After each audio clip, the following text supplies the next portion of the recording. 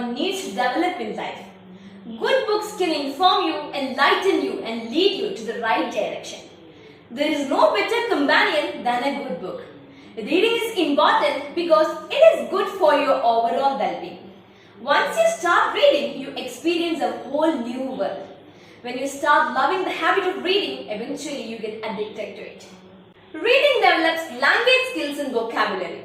Reading books is also a way to relax and reduce stress. It's important to read a book at least for a few minutes each day to stretch the brain muscles for a healthy functioning. Some books are to be tasted, others to be swallowed, and some few to be chewed and digested. It's a famous quote from Francis Bacon. Now, let's listen to Shahid from 11B to know more about reading. Types of reading. Scanning. Scanning. Here the reader scuttles across sentences to get a particular piece of information. Scanning involves the technique of rejecting or ignoring irrelevant information to get a specific piece of information. Skimming. Skimming, sometimes referred to as just reading, means going to the text to grasp the main idea. Here, the reader doesn't pronounce each and every word of the text, but focuses his attention on the main theme or the core of the text. Examples for skimming are reading newspapers or magazines and searching for a name in the telephone directory. Intensive reading.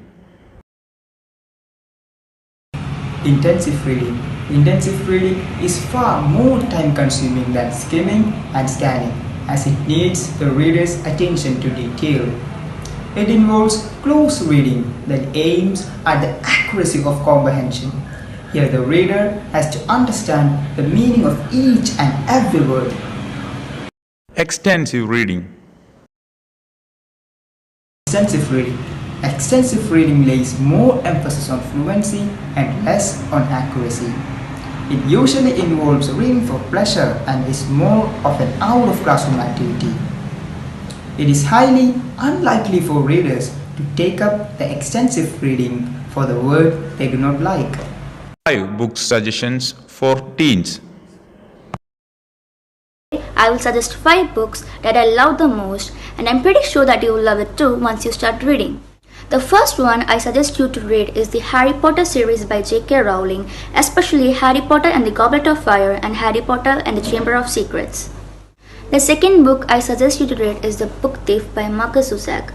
Maka Suzak is a famous Austrian novel, and this was one of his most popular books.